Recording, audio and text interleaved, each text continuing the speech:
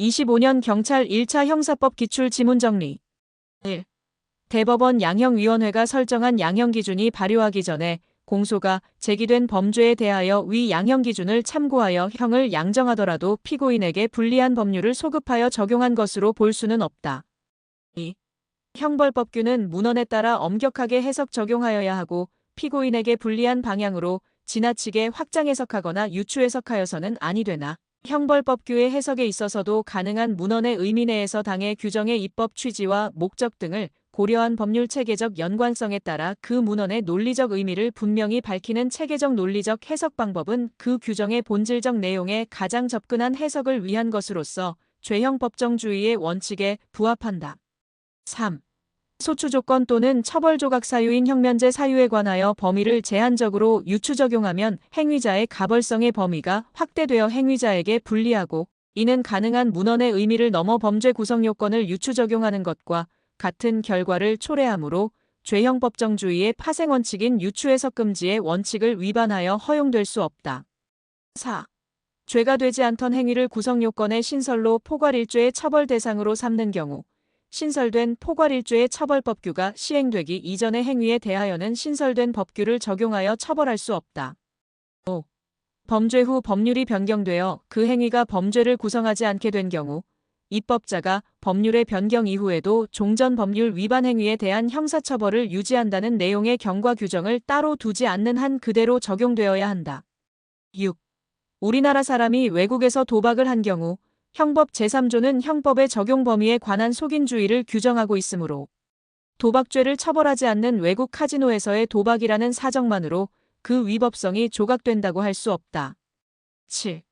형법 제7조의 외국에서 형의 전부 또는 일부가 집행된 사람에는 외국 법원의 유죄 판결에 의하여 벌금형의 전부 또는 일부가 실제로 집행된 사람이 포함된다. 8. 해당 형벌법규 자체 또는 그로부터 수권 내지 위임을 받은 법령이 아닌 다른 법령이 변경되어 형법 제1조 제2항의 적용 여부가 문제된 경우 해당 형벌법규에 따른 범죄 성립의 요건과 구조, 형벌법규와 변경된 법령과의 관계, 법령 변경의 내용 경위 보호 목적 입법 취지 등을 종합적으로 고려하여 법령의 변경이 해당 형벌법규에 따른 범죄의 성립 및 처벌과 직접적으로 관련된 형사법적 관점의 변화를 주된 근거로 한다고 해석할 수 있을 때 형법 제1조 제2항을 적용할 수 있다. 9. 형법 제8조 본문은 본법 총칙은 타법령에 정한 죄에 적용한다고 규정하고 있으므로 형법의 법인에 대한 별도의 처벌 규정이 없더라도 개별 법령의 양벌 규정을 근거로 법인을 처벌할 수 있다. 10. 지방자치단체 소속 공무원이 지방자치단체 고유의 자치사무를 수행하던 중 범죄를 저지르고 해당 범죄에 대하여 그 행위자를 벌하는 외에 법인을 처벌하는 양벌 규정이 있는 경우 지방자치단체는 양벌 규정의 적용 대상이 되는 법인에 해당한다. 11. 회사 합병이 있는 경우 피합병 회사의 권리 의무는 사법상의 관계나 공법상의 관계를 불문하고 모두 합병으로 인하여 존속하는 회사에 승계되는 것이 원칙이지만 합병으로 인하여 소멸한 법인이 그 종업원 등의 위법 행위에 대해 양벌 규정에 따라 부담하던 형사 책임은 합병으로 인하여 존속하는 법인에 승계되지 않는다. 12. 배임죄에 있어서 타인의 사무를 처리할 의무의 주체가 법인이 되는 경우라도 법인은 배임죄의 주체가 될 수 없다. 13. 갑이 친구 A를 친구 B로 착각하고 B에 대한 살해의 고의로 A를 칼로 찔러 살해한 경우 갑의 행위는 A에 대한 살인죄를 구성한다. 14. 갑이 친구 A를 살해할 의사로 A의 음료에 독을 투입해 놓아두었는데 이를 모르는 A의 딸 B가 이를 마시게 되어 사망한 경우 갑의 행위는 B에 대한 살인죄를 구성한다. 15. 갑이 친구 A를 살해하려고 하였으나 자신의 아버지 B를 A로 착각하여 살해한 경우 갑의 행위는 보통살해죄를 구성한다. 16.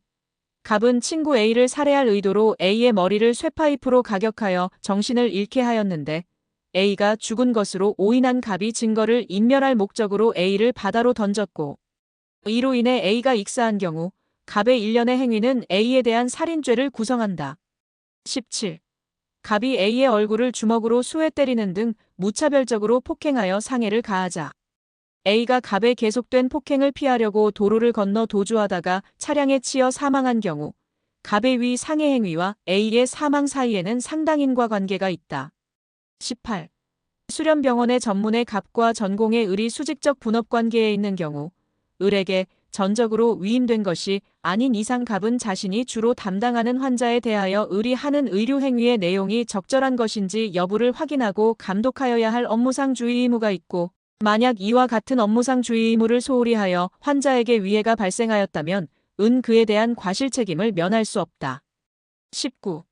의사 갑이 할로테인을 사용한 전신마취에 의하여 난소종양절 재수술을 함에 앞서 혈청의 생화학적 반응에 의한 간기능 검사로 환자의 간 상태를 정확히 파악하지 아니한 채 개복수술을 시행하여 환자 A가 급성전격성 간염으로 인하여 사망한 경우 혈청에 의한 간기능 검사를 시행하지 않은 갑의 과실과 A의 사망 간에 인과관계가 있다고 하려면 갑이 수술 전에 A에 대한 간기능 검사를 하였더라면 A가 사망하지 않았을 것임이 입증되어야 한다.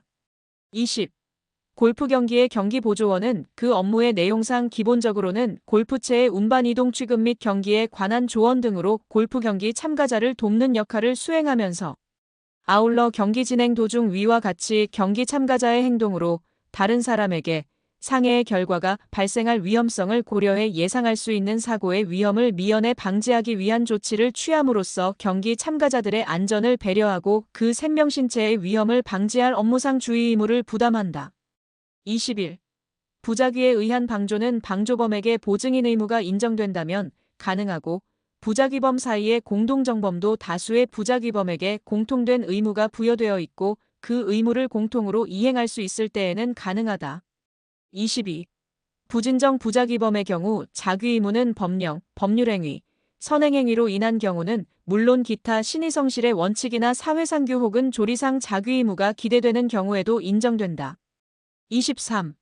업무상 배임죄는 타인과의 신뢰관계에서 일정한 임무에 따라 사무를 처리할 법적 의무가 있는 자가 그 상황에서 당연히 할 것이 법적으로 요구되는 행위를 하지 않는 부작위에 의해서도 성립할 수 있다. 24. 형법이 금지하고 있는 법익 침해의 결과 발생을 방지할 법적인 자귀 의무를 지고 있는 자가 그 의무를 이행함으로써 결과 발생을 쉽게 방지할 수 있었음에도 불구하고 그 결과의 발생을 용인하고 이를 방관한 채 그 의무를 이행하지 않은 경우 그 부작위가 자귀에 의한 법익 침해와 동등한 형법적 가치가 있는 것이어서 그 범죄의 실행행위로 평가될 만한 것이라면 자귀에 의한 실행행위와 동일하게 부작위범으로 처벌할 수 있다. 25. 어떠한 행위가 형법 제20조의 사회상규에 위배되지 아니하는 행위인지를 평가함에 있어 목적의 정당성과 수단의 상당성 요건은 행위의 측면에서 사회상규의 판단 기준이 되고 보호이익과 침해이익 사이의 법익 균형은 결과의 측면에서 이를 판단하기 위한 기준이 되지만 행위의 긴급성과 보충성은 수단의 상당성을 판단할 때 고려 요소의 하나가 될 뿐 그 자체로서 독립적인 요건이 되는 것은 아니다. 26.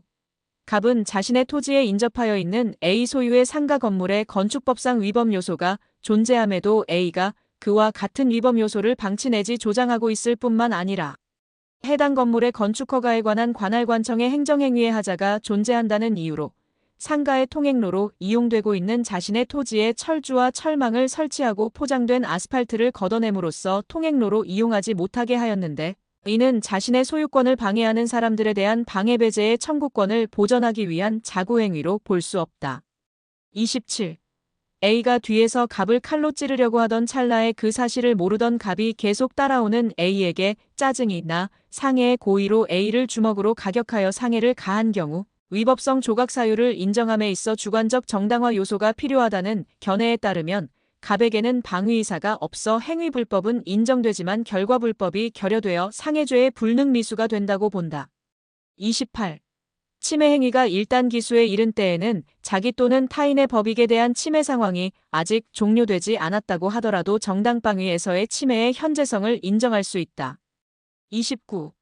형법 제16조에 정당한 이유가 있는지 여부는 행위자에게 자기 행위의 위법의 가능성에 대해 심사숙고하거나 조회할 수 있는 계기가 있어 자신의 지적 능력을 다하여 이를 회피하기 위한 진지한 노력을 다하였더라면 스스로의 행위에 대하여 위법성을 인식할 수 있는 가능성이 있었음에도 이를 다하지 못한 결과 자기 행위의 위법성을 인식하지 못한 것인지 여부에 따라 판단하여야 하고 이러한 위법성의 인식에 필요한 노력의 정도를 구체적인 행위 정황과 행위자, 개인의 인식 능력 그리고 행위자가 속한 사회 집단에 따라 달리 평가되어야 한다. 30. 자신의 강도상의 범행을 일관되게 부인하였으나 유죄 판결이 확정된 피고인이 별건으로 기소된 공범의 형사사건에서 유죄가 확정된 자신의 범행 사실을 부인하는 증언을 한 경우 피고인에게 사실대로 진술할 것을 기대할 가능성이 없다고 볼 수는 없다. 31. 법률 위반 행위 중간에 일시적으로 판례에 따라 그 행위가 처벌 대상이 되지 않는 것으로 해석된 적이 있었다고 하더라도 그것만으로 자신의 행위가 처벌되지 않는 것으로 믿은 데에 정당한 이유가 있다고 할 수 없다. 32. 갑이 경찰관 A의 직무집행에 저항하기 위하여 A를 폭행한다는 사실 자체는 인식하였지만 법적 평가를 잘못하여 A의 적법한 직무집행이 위법하다고 오인한 경우 갑에게 위법성 조각 사유의 전제 사실에 대한 착오가 있었다고 볼 수는 없다. 33. 중간간에 고의로 실행에 착수하였는데 피해자가 실제 항거 불능 상태에 있지 않아 구성요건적 결과 발생이 처음부터 불가능하였으나 그러한 결과 발생의 위험성이 인정되는 경우 이러한 행위는 준강간죄의 불능미수에 해당한다. 34. 갑이 A에게 위조한 예금통장 사본 등을 보여주면서 외국 회사에서 투자금을 받았다고 거짓말하며 자금 대여를 요청하였으나 A와 함께 그 입금 여부를 확인하기 위해 은행에 가던 중 범행이 발각될 것이 두려워 은행 입구에서 차용을 포기하고 돌아간 경우 이를 자의에 의한 사기죄의 중지미수로 볼 수는 없다. 35. 불능범과 구별되는 불능미수의 성립요건인 위험성은 행위자가 행위 당시에 인식한 사정을 놓고 일반인이 객관적으로 판단하여 결과 발생의 가능성이 있는지 여부를 따져야 한다. 36. 형법 제27조에서 규정하고 있는 불능미수는 행위자에게 범죄의사가 있고 실행에 착수라고 볼 수 있는 행위가 있지만 실행의 수단이나 대상의 착오로 처음부터 구성요건이 충족될 가능성이 없는 경우이다. 37. 형법 제30조에 공동하여 죄를 범한 때의 죄는 고의범이고 과실범이고를 불문한다고 해석하여야 할 것이다. 38.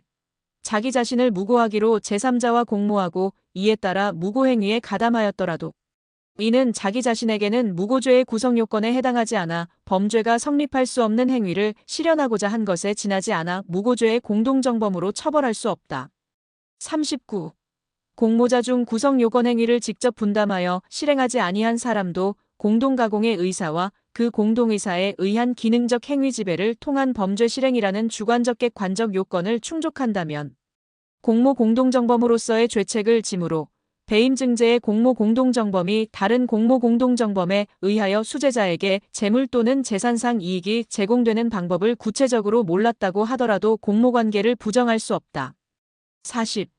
업무상 배임죄의 실행으로 인하여 이익을 얻게 되는 수익자 또는 그와 밀접한 관련이 있는 제3자를 배임의 실행행위자와 공동정범으로 인정하기 위해서는 실행행위자의 행위가 피해자인 본인에 대한 배임행위에 해당한다는 것을 알면서도 소극적으로 그 배임행위에 편승하여 이익을 취득한 것만으로는 부족하고 실행행위자의 배임행위를 교사하거나 또는 배임행위의 전 과정에 관여하는 등으로 배임행위에 적극 가담할 것을 필요로 한다. 41. 공범 독립성설에 따르면 교사행위에 대하여 피교사자가 범죄의 실행을 승낙하였지만 실행행위에 나아가지 아니한 경우 교사자의 교사행위가 있는 이상 피교사자의 범죄 실행이 없어도 교사한 범죄의 미수범으로 처벌받게 된다. 42. 정범의 실행행위가 구성요건에 해당하고 위법 유책한 경우에 공범이 성립될 수 있다고 보는 극단적 종속 형식에 따르면 책임 무능력자의 위법행위를 교사 방조한 경우에는 교사범이나 방조범이 성립될 수 없다. 43. 교사행위에 의하여 피교사자가 범죄 실행을 결의하게 된 이상 피교사자에게 다른 원인이 있어 범죄를 실행한 경우에도 교사범의 성립에는 영향이 없다. 44. 방조범은 정범의 실행행위 중에 이를 방조하는 경우뿐만 아니라 실행 착수 전에 장래의 실행행위를 예상하고 이를 용이하게 하는 행위를 하여 그 정범이 실행행위로 나아간 경우에도 성립할 수 있다. 45. 피해자에 대한 폭행행위가 동일한 피해자에 대한 업무방해죄의 수단이 된 경우 그 폭행행위가 이른바 불가벌적 수반행위에 해당하여 업무방해죄에 대하여 흡수관계에 있다고 볼 수는 없다. 46. 사기범행에 이용되리라는 사정을 알고서도 자신 명의계좌의 접근 매체를 양도함으로써 사기범행을 방조한 종범이 사기 이용계좌로 송금된 피해자의 돈을 임의로 인출한 경우 사기의 피해자에 대하여 별도의 횡령죄를 구성하지 아니한다. 47. 부동산 관리를 하는 업무자가 건물주로부터 월세임대차 계약 체결 업무를 위임받고도 임차인들을 속여 전세임대차 계약을 체결하고 그 보증금을 편취한 경우 사기죄와 별도로 업무상배임죄에 해당한다. 48. 절도범인으로부터 그 정을 알면서 자기 압수표를 교부받아 이를 음식대금으로 지급하고 거스름 돈을 환불받은 경우 작물취득에 대한 가벌적 평가에 당연히 포함되는 불가벌적 사후행위로서 별도의 범죄를 구성하지 아니한다. 49. 휴대전화의 동영상 촬영 기능을 이용하여 피해자를 촬영한 행위 자체가 범죄에 해당하는 경우 휴대전화는 범죄 행위에 제공된 물건이고 촬영되어 저장된 동영상도 휴대전화에 저장된 전자기록으로서 범죄 행위로 인하여 생긴 물건이므로 법원이 휴대전화를 몰수하지 않고 동영상만을 몰수할 수는 있다. 50. 도박공간을 개설한 자가 도박에 직접 참가하여 얻은 수익을 도박공간 개설로 얻은 범죄 수익으로 몰수하거나 추징할 수는 없다. 51.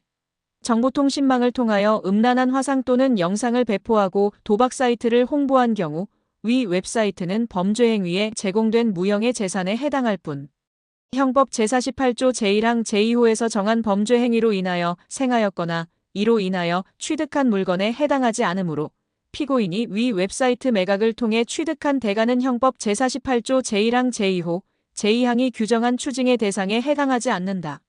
52. 수뢰자가 뇌물을 그대로 보관하다가 증뢰자에게 반환한 때에는 몰수나 추징의 상대방은 증뢰자가 되고 몰수할 수 없는 때에 추징하여야 할 가액은 범인이 그 물건을 보유하고 있다가 몰수의 선고를 받았더라면 잃었을 이득 상당액을 의미한다고 보아야 하므로 다른 특별한 사정이 없는 한 그 가액 산정은 재판 선고 시의 가격을 기준으로 하여야 한다. 53.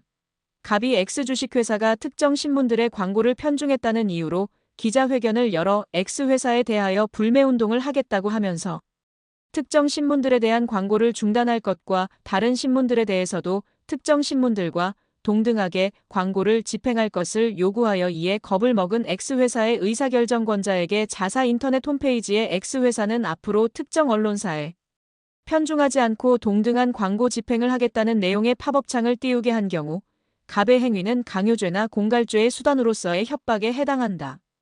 54.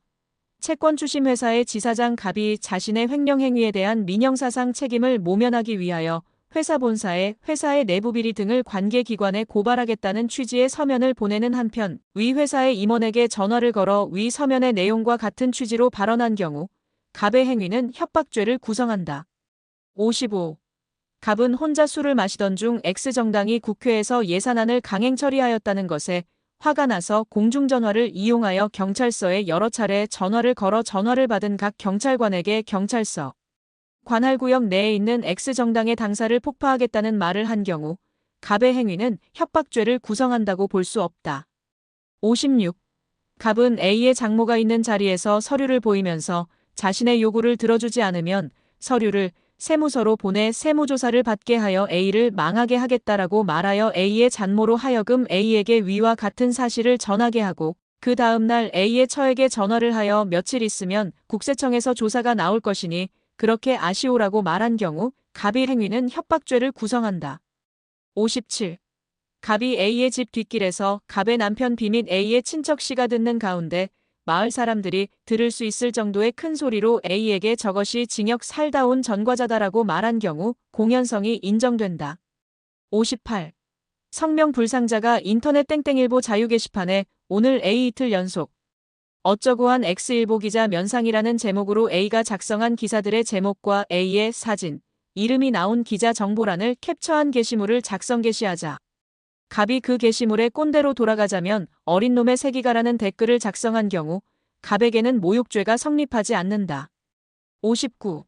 재단법인 이사장 A가 전임 이사장 B에 대하여 재임 기간 중 재단법인의 재산을 횡령하였다고 고소하였다가 무고죄로 유죄 판결을 받자 갑이 A의 퇴진을 요구하는 시위를 하면서 A가 유죄 판결을 받은 사실 등을 적시한 경우 갑의 행위가 자신이 속한 집단을 위한 목적이나 동기가 다소 내포되어 있다 할지라도 객관적으로 공공의 이익을 위한 것임이 인정된다면 위법성이 조각되어 갑에게는 명예훼손죄가 성립하지 않는다.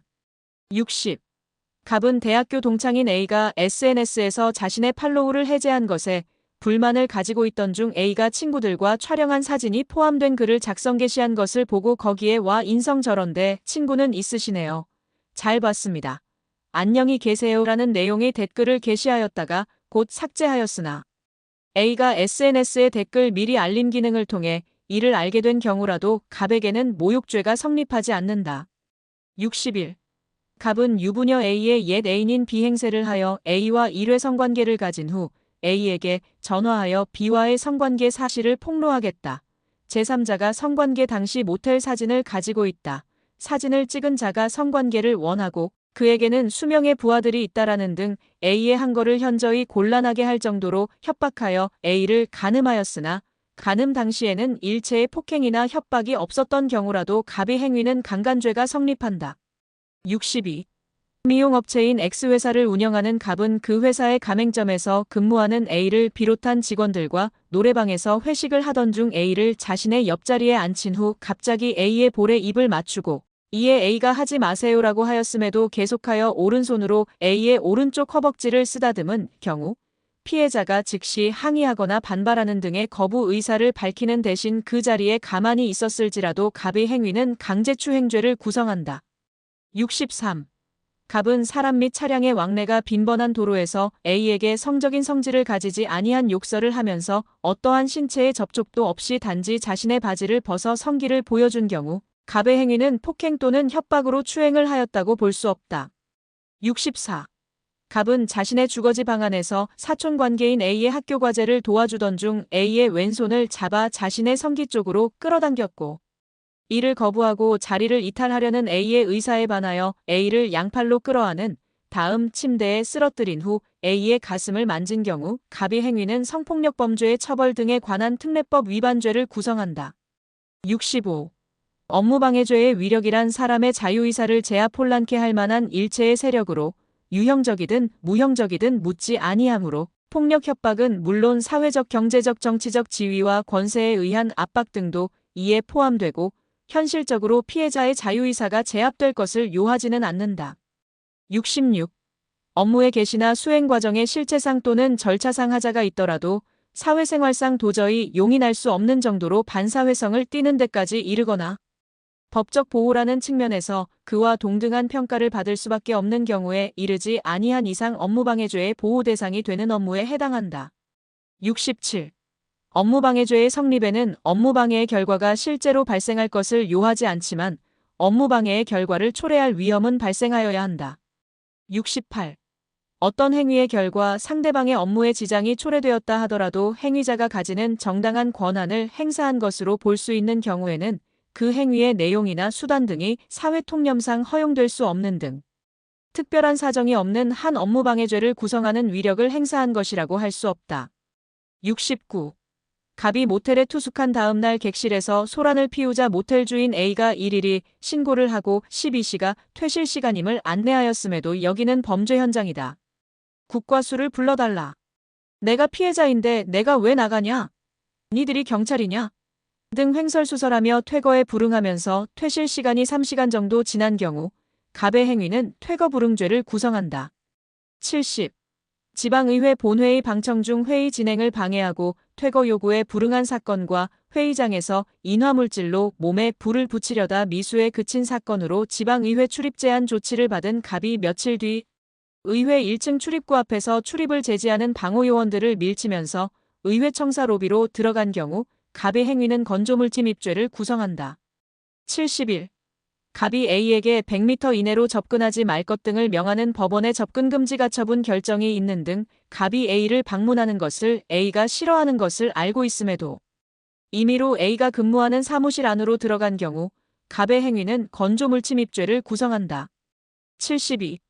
갑은 아내인 A와의 불화로 인해 A와 공동생활을 영위하던 아파트에서 짐 일부를 챙겨 나왔는데 그 후 자신의 부모인 을, 병과 함께 아파트에 찾아가 출입문을 열 것을 요구하였으나 A는 외출한 상태로 A의 동생인 B가 출입문에 설치된 체인형 걸쇠를 걸어 문을 열어주지 않자 공동하여 걸쇠를 손괴한 후 아파트에 들어간 경우 이는 폭력행위 등 처벌에 관한 법률 위반 공동주거 침입죄를 구성하지 않는다. 73.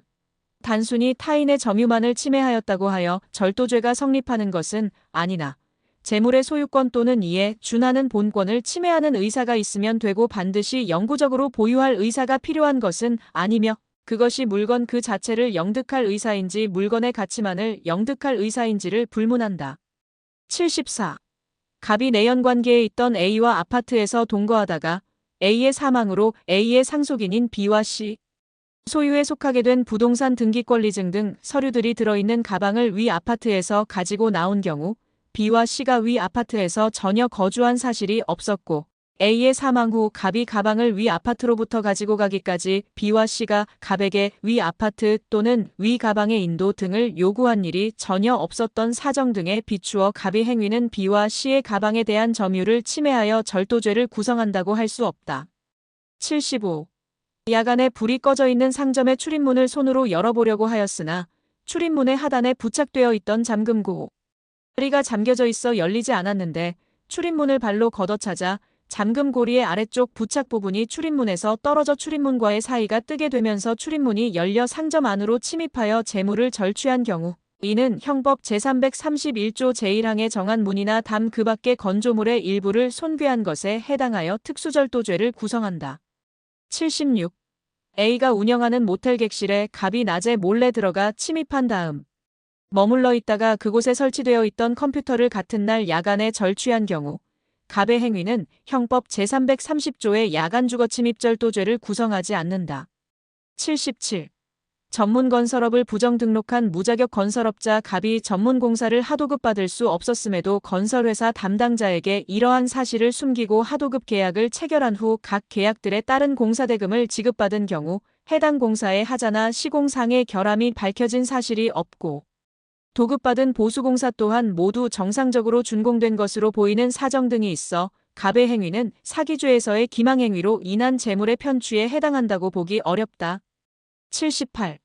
약사가 아닌 자가 약국을 개설하고 마치 약사법에 의하여 적법하게 개설된 요양기관인 것처럼 국민건강보험공단의 요양급여 비용의 지급을 청구하여 국민건강보험공단으로부터 요양급여 비용을 지급받은 경우 사기죄를 구성한다. 79. 사기죄에 있어서 기망으로 인한 재물교부의 대가가 일부 지급된 경우 편취액은 피해자로부터 교부된 재물의 가치로부터 그 대가를 공제한 차액이 아니라 교부받은 재물 전부이다. 80. 갑이 변호사를 선임한 적이 없음에도 소송비용액 확정 신청을 하면서 소송비용액 계산서의 비용 항목의 사실과 다르게 변호사 비용을 기재하였으나 이와 관련하여 소명자료 등을 조작하거나 허위의 소명자료를 제출하지 않은 경우 갑의 행위를 사기죄의 기망행위라고 단정할 수 없다. 81. 횡령죄의 본질이 신임관계에 기초하여 위탁된 타인의 물건을 위법하게 영득하는 데 있음에 비추어 볼 때 위탁관계는 횡령죄로 보호할 만한 가치 있는 신임에 의한 것으로 한정된다. 82. 업무상 배임죄에 있어서 재산상 이익 취득과 재산상 손해 발생은 대등한 범죄 성립 요건이고 임무 위배 행위로 인하여 여러 재산상 이익과 손해가 발생하더라도 재산상 이익과 손해 사이에 서로 대응하는 관계에 있는 등 일정한 관련성이 인정되어야 업무상 배임죄가 성립한다. 83. 수분양권 매도인이 수분양권 매매계약에 따라 매수인에게 수분양권을 이전할 의무는 특별한 사정이 없는 한 자신의 사무에 해당할 뿐이므로 매수인에 대한 관계에서 배임죄의 타인의 사무를 처리하는 자라고 할 수 없다. 84. 주권이 발행되지 않은 상태에서 주권불소지제도, 일괄예탁제도 등에 근거하여 예탁결제원에 예탁된 것으로 취급되어 계좌간 대체 기재의 방식에 의하여 양도되는 주식은 횡령죄의 객체가 될 수 없다. 85. 법인의 대표기관이 아닌 대리인이나 지배인이 대표기관과 공모 없이 한 행위라도 그 직무권한 범위 내에서 직무에 관하여 타인이 점유하는 법인의 물건을 취거한 경우 이는 권리행사방해죄가 규정하는 자기의 물건을 취거한 경우에 해당한다. 86. 타인의 사무를 처리하는 자가 여러 사람으로부터 각각 부정한 청탁을 받고 그들로부터 각각 금품을 수수한 경우에는 비록 그 청탁이 동종의 것이라고 하더라도 단일하고 계속된 범회 아래 이루어진 범행으로 보기 어려워 그 전체를 배임수재죄의 포괄일죄로 볼 수 없다. 87. 지입차주가 지입회사로부터 할부로 지입회사 소유의 자동차를 매수하면서 해당 자동차에 관하여 지입계약을 체결한 경우 할부대금을 완납하기 전까지는 지입 차량을 지입차주의 실질적 재산이라고 보기 어려우므로 지입계약이 체결되었다는 사실만으로 곧바로 지입회사 운영자가 지입차주와의 관계에서 타인의 사무를 처리하는 자의 지위에 있는 것은 아니다. 88.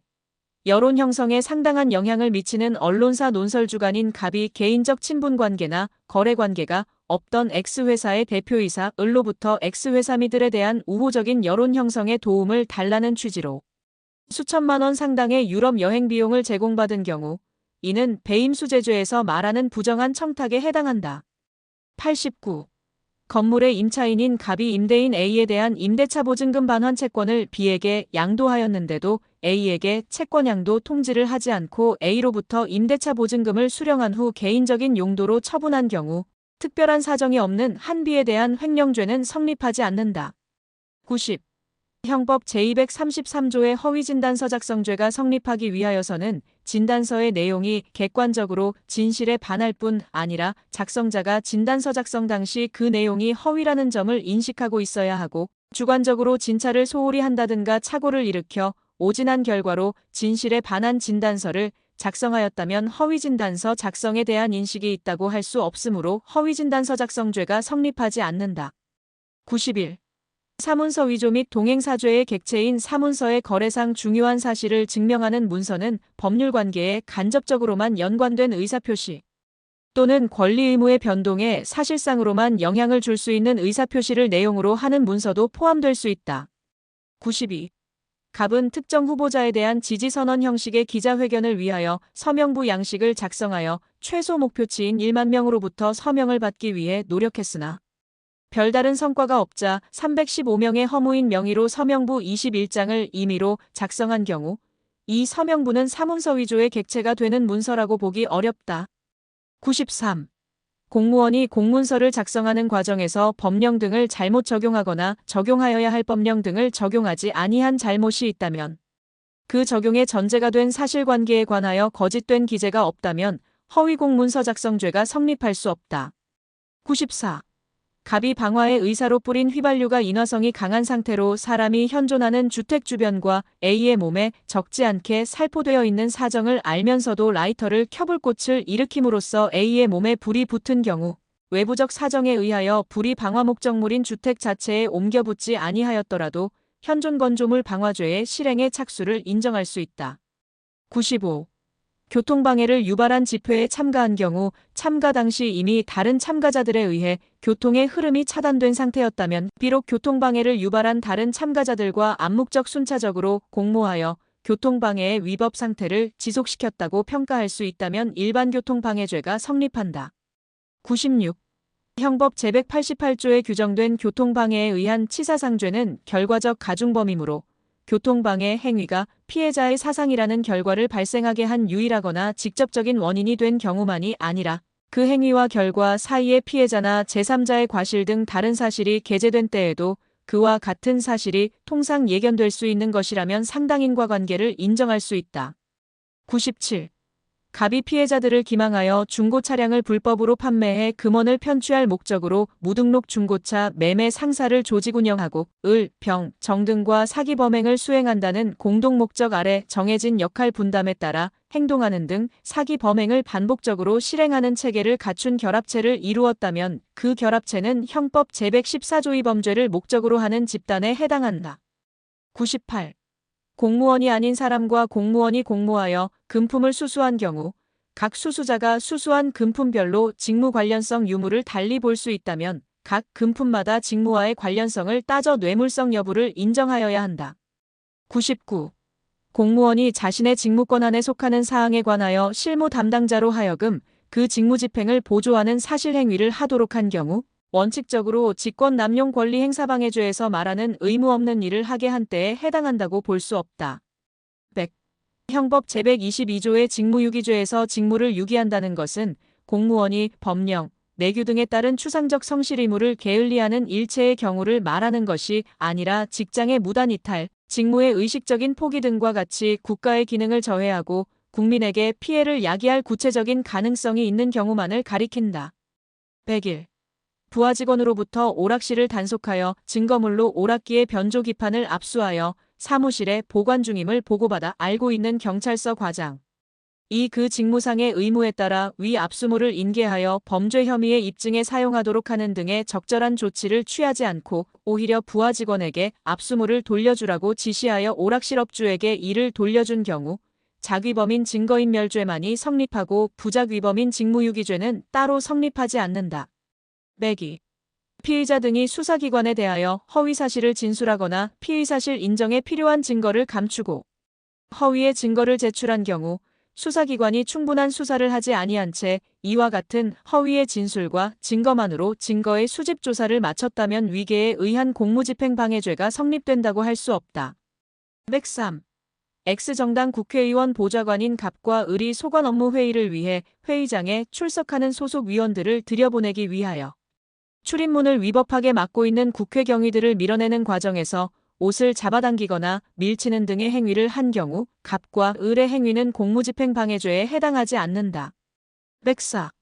위계에 의한 공무집행방해죄에서 공무원의 직무집행이란 법령의 위임에 따른 공무원의 적법한 직무집행인 이상 공권력의 행사를 내용으로 하는 권력적 작용뿐만 아니라 사경제 주체로서의 활동을 비롯한 비권력적 작용도 포함되는 것으로 봄이 상당하다. 매고. 미결 수용자의 변호인이 교도관에게 변호인 접견을 신청하는 경우 미결 수용자의 형사사건에 관하여 변호인이 구체적으로 어떠한 변호 활동을 하는지, 실제 변호를 할 의사가 있는지 여부 등은 교도관의 심사 대상이 되지 않지만 접견 변호사들이 미결 수용자의 개인적인 업무나 심부름을 수행한 것이 위계에 해당한다거나 그로 인해 교도관의 구체적이고 현실적인 직무집행이 방해되었다고 할 수 없다. 106. 형법 제155조 제1항의 증거위조죄에서 타인의 형사사건이란 증거위조 행위 시에 아직 수사 절차가 개시되기 전이라도 장차 형사사건이 될 수 있는 것까지 포함하고 그 형사사건이 기소되지 않거나 무죄가 선고되더라도 증거위조죄의 성립에 영향이 없다. 107. 소송 절차가 분리된 공범인 공동피고인이 증언거부권을 고지받았음에도 자기의 범죄 사실에 대하여 증언거부권을 행사하지 않고 허위로 진술한 경우 위증죄가 성립한다. 108. 형법 제155조 제1항의 증거위조죄에서 증거란 타인의 형사사건 또는 징계사건에 관하여 수사기관이나 법원 또는 징계기관이 국가의 형벌권 또는 징계권의 유무를 확인하는 데 관계있다고 인정되는 자료로 범죄 또는 징계 사유의 성립 여부에 관한 것이 아닌 형 또는 징계의 경중에 관계있는 정상을 인정하는 데 도움이 될 자료도 포함된다. 109. 법률에 의하여 선서한 증인이 타인의 형사사건에 관하여 위증을 하면 형법 제152조 제1항의 위증죄가 성립되나 자기의 형사사건에 관하여 타인을 교사하여 위증죄를 범하게 하는 것은 방어권을 남용하는 것이라고 할 것이어서 교사범의 죄책을 부담케 함이 상당하다. 110. 형사소송법 및 검사와 사법경찰관의 상호협력과 일반적 수사준칙에 관한 규정에 의하면 검사가 변사자를 검시한 경우에는 검시조서를 작성하여 사법경찰관에게 송부해야 하고 사법경찰관이 검사의 명에 따라 변사자를 검증한 경우에는 검증조서를 작성하여 검사에게 송부해야 한다. 111. 법원이 선임한 부재자 재산관리인이 그 관리 대상인 부재자의 재산에 대한 범죄 행위에 관하여 법원으로부터 고소권 행사에 관한 허가를 얻은 경우 부재자 재산관리인은 형사소송법 제225조 제1항에서 정한 법정대리인으로서 적법한 고소권자에 해당한다고 보아야 한다. 112. 반의사불벌죄의 피해자는 피의자에게 자신을 대리하여 수사기관에 자신의 처벌불원 의사를 표시할 수 있는 권한을 수여할 수 있으므로 피해자가 피의자에게 처벌불원 취지의 합의서를 작성해 주어 피의자가 그 합의서를 수사기관에 제출하였다면 피해자가 수사기관에 처벌불원 의사를 표시하지 않았다고 단정할 수 없다. 113. 법인에 대한 양벌 규정이 있는 필요적 고발사건의 고발장에 피고발인을 A 주식회사라고 명시한 다음 이어서 위 A 주식회사의 등록번호와 대표자인 B의 성명주민 등록번호 주소를 기재하고 있을 뿐이라면 이와 같은 고발장의 표시가 B를 피고발자로 표시한 것이라고 볼 수는 없다. 114. 경찰관이 성폭력 범죄로 체포영장이 발부된 피의자에 대해 체포 절차에 착수하였으나 피의자가 저항하는 과정에서 경찰관에게 상해를 가하였고 이에 대해 경찰관이 별도 범죄인 특수공무집행방해치상의 현행범으로 피의자를 체포한 경우 별도의 현행범 체포 절차에 따라 진행된 이상 집행 완료에 이르지 못한 체포영장을 사후에 제시할 필요는 없다. 115. 수사기관이 외국인을 체포하거나 구속하면서 지체 없이 영사통보권 등이 있음을 고지하지 않았다면 체포나 구속 절차는 국내 법과 같은 효력을 가지는 영사관계에 관한 비엔나 협약을 위반한 것으로 위법하다. 116.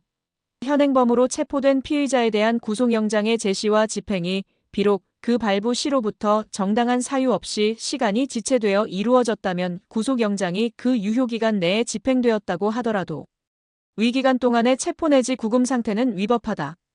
117. 경찰관이 현행범인을 체포하는 경우 피의자에 대하여 피의사실의 요지, 체포의 이유와 변호인을 선임할 수 있음을 말하고 변명할 기회를 주어야 하는데 이와 같은 고지는 일반인이 이미 체포한 현행범인을 경찰관이 인도받는 경우에도 해야 한다. 118. 형사소송법 제125조는 압수수색 영장의 야간 집행을 할 수 있는 기재가 없으면 그 영장을 집행하기 위하여 일출 전 일몰 후에는 타인의 주거에 들어가지 못한다고 규정한다. 119. 급속을 요하는 때라도 압수수색을 할 경우에는 주거주 간수자 등을 참여하게 하여야 하고 일출 전 일몰 후에는 타인의 주거 등에 들어가지 못한다. 그러나 판례는 마약류 거래를 하고 있는 피의자를 도로에서 긴급 체포한 뒤 야간에 행해진 피의자의 주거지에 대한 수색과 압수는 적법하다고 판시하였다. 120. 형사소송법은 제216조의 규정에 의해 영장 없이 압수수색을 하는 경우에 급속을 요하는 때에는 압수수색 영장의 야간 집행 제한에 관한 규정이 적용되지 않는다는 특례 규정을 두고 있다. 121. 형사소송법 제217조 제1항에 따라 압수한 물건을 계속 압수할 필요가 있는 경우에는 지체 없이 압수수색 영장을 청구해야 하며 그 영장의 청구는 압수한 때가 아닌 긴급 체포한 때로부터 48시간 이내에 하여야 한다. 122. 수사기관은 특정 범죄 혐의와 관련하여 정보저장 매체에 저장된 전자정보를 압수하는 경우 정보저장 매체 자체를 이미 제출받은 경우라면 그 동기가 된 범죄 혐의 사실과 관련된 전자정보의 출력물 등을 이미 제출받아 압수하는 것이 원칙이다. 123. 수사기관이 전자정보를 담은 매체를 피의자로부터 이미 제출받아 압수하면서 거기에 담긴 정보 중 무엇을 제출하는지 명확히 확인하지 않은 경우 이미 제출의 동기가 된 범죄 혐의 사실과 관련되고 이를 증명할 수 있는 분명한 가치가 있는 정보만으로 압수의 대상이 되는데 범죄 사실의 정황 증거로 사용될 수 있는 정보는 그에 포함될 수 있다. 124. 피의자가 소유 관리하는 정보 저장 매체를 피해자가 이미 제출하는 경우 피해자가 범죄 혐의 사실과 연관관계가 인정되는 범위를 넘는 전자정보까지 일괄하여 이미 제출한다는 의사를 밝혔더라도 특별한 사정이 없는 한 그 이미 제출을 통해 수사기관이 영장 없이 적법하게 압수할 수 있는 전자정보의 범위는 범죄 혐의 사실과 관련된 전자정보에 한정된다. 125. 형사소송법이 압수수색 영장을 집행하는 경우에 피압수자에게 반드시 압수수색 영장을 제시하도록 규정한 것은 영장주의 원칙을 절차적으로 보장하고 개인의 사생활과 재산권의 침해를 최소화하는 한편 준항고 등 피압수자의 불복 신청의 기회를 실질적으로 보장하기 위한 것이다. 126. 수사기관이 피의자의 휴대전화를 압수할 당시 피의자에게 영장을 제시하였고 피의자는 영장의 구체적인 확인을 요구하였지만 수사기관이 영장의 범죄 사실 기재 부분을 보여주지 않은 경우 이후 피의자의 변호인이 피의자에 대한 조사에 참여하면서 영장을 구체적으로 확인하였더라도 영장의 제시는 적법하게 이루어졌다고 볼 수 없다. 127. 금융실명거래 및 비밀보장에 관한 법률 제4조에 따른 금융계좌 추적용 압수수색 영장의 집행에 있어서 수사기관이 금융기관으로부터 금융거래 자료를 수신하기에 앞서 금융기관의 영장 원본을 사전에 제시하지 않았다면 원칙적으로 적법한 집행 방법이라고 볼 수 없다. 128. 형사소송법 제122조 단서에서 급속을 요하는 때라고 함은 압수수색 영장 집행 사실을 미리 알려주면 증거물을 은닉할 염려 등이 있어 압수수색의 실효를 거두기 어려울 경우라고 해석함이 옳다. 129. 사법경찰관이 고발사건을 수사하였으나 해당 사건의 공소시효가 완성되었다고 판단하여 불송치 결정을 하는 경우에는 그 이유를 명시한 서면과 함께 관계 서류와 증거물을 지체 없이 검사에게 송부하여야 한다. 130. 사법경찰관이 고발사건에 대해 불송치 결정을 하는 경우 사법경찰관은 사건을 검사에게 송치하지 아니하는 취지와 그 이유를 서면으로 고발인에게 통지해야 하지만 이러한 통지를 받은 고발인은 해당 사법경찰관의 소속 관서의 장에게 이의를 신청할 수 없다. 131. 검사가 송치받은 사건에 대해 보완수사가 필요하다고 인정하여 사법경찰관에게 보완수사를 요구하는 경우 1인이 범한 수죄 중에서 수사기록에 명백히 현출되어 있지 않은 사건은 보완수사 요구의 대상인 관련 사건에 포함되지 않는다. 132. 사법경찰관이 사건을 송치하지 아니한 것이 위법 또는 부당하다는 이유로 검사가 사법경찰관에게 재수사를 요청하여 재수사 중인 사건에 대해 해당 사건의 고소인이 이의 신청을 한 경우 재수사를 중단해야 하며 지체 없이 검사에게 송치하고 관계 서류와 증거물을 송부해야 한다. 133. 어떤 소송 절차가 진행된 내용이 공판조서에 기재되지 않았다고 하여 당연히 그 소송 절차가 당의 공판기일에 행하여지지 않은 것으로 추정되는 것은 아니고 공판조서에 기재되지 않은 소송 절차의 존재가 공판조서에 기재된 다른 내용이나 공판조서 이외의 자료로 증명될 수 있고 이는 자유로운 증명의 대상이 된다. 134. 친고죄에서의 고소 유무에 대한 사실은 자유로운 증명의 대상이 된다. 135. 몰수 추징의 대상이 되는지 여부나 추징액의 인정은 범죄 구성 요건 사실에 관한 것이 아니어서 엄격한 증명은 필요 없지만 역시 증거에 의하여 인정되어야 한다. 136. 양형의 조건에 관하여 규정한 형법 제51조의 사항은 널리 형의 양정에 관한 법원의 재량사항에 속한다고 해석되므로 법원은 범죄의 구성 요건이나 법률상 규정된 형의 가중감면의 사유가 되는 경우를 제외하고는 법률이 규정한 증거로서의 자격이나 증거조사 방식에 구애됨이 없이 상당한 방법으로 조사하여 양형의 조건이 되는 사항을 인정할 수 있다. 137. 형사재판에 있어서 이와 관련된 다른 형사사건의 확정 판결에서 인정된 사실은 특별한 사정이 없는 한 유력한 증거자료가 되는 것이나 당해 형사재판에서 제출된 다른 증거 내용에 비추어 관련 형사사건의 확정 판결에서의 사실 판단을 그대로 채택하기 어렵다고 인정될 경우에는 이를 배척할 수 있다. 138. 임의 제출물을 압수한 경우 압수물이 형사소송법 제218조에 따라 실제로 임의 제출된 것인지에 관하여 다툼이 있을 때에는 임의 제출의 임의성을 의심할 만한 합리적이고 구체적인 사실을 피고인이 증명할 것이 아니라 검사가 그 임의성의 의문점을 없애는 증명을 해야 한다. 139. 검사가 공판기일에 증인으로 신청하여 신문할 사람을 특별한 사정 없이 미리 수사기관에 소환하여 면담하는 절차를 거친 후 증인이 법정에서 피고인에게 불리한 내용의 진술을 한 경우 검사가 증인신문 전 면담 과정에서 증인에 대한 회유나 압박, 답변 유도나 암시 등으로 증인의 법정 진술에 영향을 미치지 않았다는 점이 담보되어야 증인의 법정 진술을 신빙할 수 있다. 140. 공연히 사실을 적시하여 사람의 명예를 훼손한 행위가 형법 제310조의 규정에 따라서 위법성이 조각되어 처벌 대상이 되지 않기 위하여는 그것이 진실한 사실로서 오로지 공공의 이익에 관한 때에 해당된다는 점을 행위자가 증명하여야 하는 것이고 이때에는 전문 증거에 대한 증거 능력의 제한을 규정한 형사소송법 제310조의 2는 적용되지 않는다. 141. 형사소송법 제318조 제1항은 검사와 피고인이 증거로 할 수 있음을 동의한 서류 또는 물건은 진정한 것으로 인정한 때에는 증거로 할 수 있다고 규정하고 있을 뿐 진정한 것으로 인정하는 방법을 제한하고 있지 아니하므로 증거 동의가 있는 서류 또는 물건은 법원이 재반 사정을 참작하여 진정한 것으로 인정하면 증거로 할 수 있다. 142.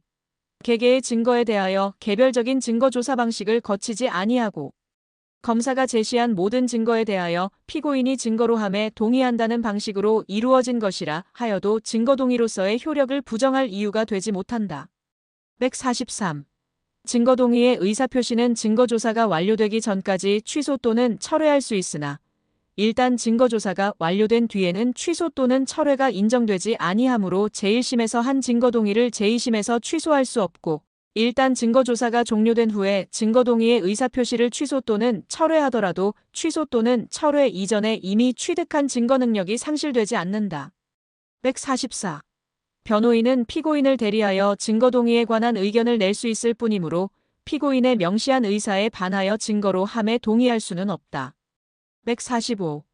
형사소송법 제216조 제3항에 따라 범행 중 또는 범행 직후의 범죄 장소에서 영장 없이 압수한 물건에 대하여 사후에 압수수색 영장을 청구하였다가 영장을 발부받지 못한 때에는 수사기관은 압수한 물건을 즉시 반환하여야 하고 즉시 반환하지 아니한 압수물은 유죄의 증거로 사용할 수 없으며 피고인이나 변호인이 이를 증거로 함에 동의하였다고 하더라도 달리 볼 것은 아니다. 146. 수사기관이 피의자를 신문함에 있어서 피의자에게 미리 진술 거부권을 고지하지 않은 때에는 그 피의자의 진술은 위법하게 수집된 증거로서 진술의 임의성이 인정되는 경우라도 증거 능력이 부인되어야 한다. 147. 긴급체포 당시의 상황으로 보아서도 그 요건의 충족 여부에 관한 검사나 사법경찰관의 판단이 경험칙에 비추어 현저히 합리성을 잃은 경우에는 그 체포는 위법한 체포라 할 것이고 그 체포에 의한 유치 중에 작성된 진술조서는 위법하게 수집된 증거로서 특별한 사정이 없는 한 이를 유죄의 증거로 할 수 없다. 148. 피고인의 자백이 임의성이 없다고 의심할 만한 사유가 있는 때에 해당한다 할지라도 그 임의성이 없다고 의심하게 된 사유들과 피고인의 자백과의 사이에 인과관계가 존재하지 않은 것이 명백한 때에는 그 자백은 임의성이 있는 것으로 인정된다. 149.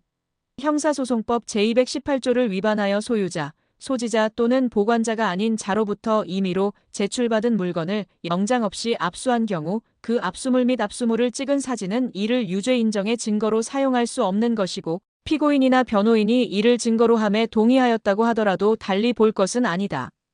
150. 형사소송법 제312조 제3항에서 그 내용을 인정할 때라 함은 피의자 신문조서의 기재 내용이 실제 사실과 부합한다는 것을 의미한다. 151. 피의자의 진술을 기재한 서류 내지 문서가 수사기관의 수사 과정에서 작성된 것이라면 그 서류나 문서의 형식과 관계없이 피의자 신문조서와 달리 볼 이유가 없으므로 수사기관이 작성한 압수조서에 기재된 피의자였던 피고인의 자백 진술 부분은 피고인 또는 변호인이 내용을 부인하는 이상 증거 능력이 없다. 152. 형사소송법 제312조 제5항의 적용 대상인 수사 과정에서 작성한 진술서란 수사가 시작된 이후에 수사기관의 관여 아래 작성된 것이거나 개시된 수사와 관련하여 수사 과정에 제출할 목적으로 작성한 것으로 작성, 시기와 경위 등 여러 사정에 비추어 그 실질이 이에 해당하는 이상 명칭이나 작성된 장소 여부를 불문한다. 153. 형사소송법은 재전문 진술이나 재전문 진술을 기재한 조서에 대하여는 달리 그 증거 능력을 인정하는 규정을 두고 있지 아니하고 있으므로 피고인이 증거로 하는데 동의하지 아니하는 한 형사소송법 제310조 2의 규정에 의하여 이를 증거로 할 수 없다. 154. 피고인이 수표를 발행하였으나 예금 부족 또는 거래정지 처분으로 지급되지 아니하게 하였다는 부정수표단속법 위반의 공소사실을 증명하기 위하여 제출되는 수표는 어떠한 사실을 직접 경험한 사람의 진술에 가름하는 대체물이 아니므로 증거 능력은 증거물의 예에 의하여 판단하여야 하고 이에 대하여는 형사소송법 제310조 2에서 정한 전문법칙이 적용될 여지가 없다. 155. 즉결심판 절차에 있어서는 형사소송법 제310조의 규정은 적용하지 아니한다. 156. 피고인이 범행을 자인하는 것을 들었다는 피고인 아닌 자의 진술 내용은 형사소송법 제310조의 피고인의 자백에는 포함되지 아니하나 이는 피고인의 자백의 보강 증거로 될 수 없다. 157. 형사소송법 제310조 소정의 피고인의 자백에 공범인 공동피고인의 진술은 포함되지 아니하므로 공범인 공동피고인의 진술은 다른 공동피고인에 대한 범죄 사실을 인정하는 증거로 할 수 있는 것일 뿐만 아니라 공범인 공동피고인들의 각 진술은 상호 간에 서로 보강 증거가 될 수 있다. 158. 자백에 대한 보강 증거는 범죄 사실의 전부 또는 중요 부분을 인정할 수 있는 정도가 되지 아니하더라도 피고인의 자백이 가공적인 것이 아닌 진실한 것임을 인정할 수 있는 정도만 되면 족할 뿐만 아니라 직접 증거가 아닌 간접 증거나 정황 증거도 보강 증거가 될 수 있으며 또한 자백과 보강 증거가 서로 어울려서 전체로서 범죄 사실을 인정할 수 있으면 유죄의 증거로 충분하다.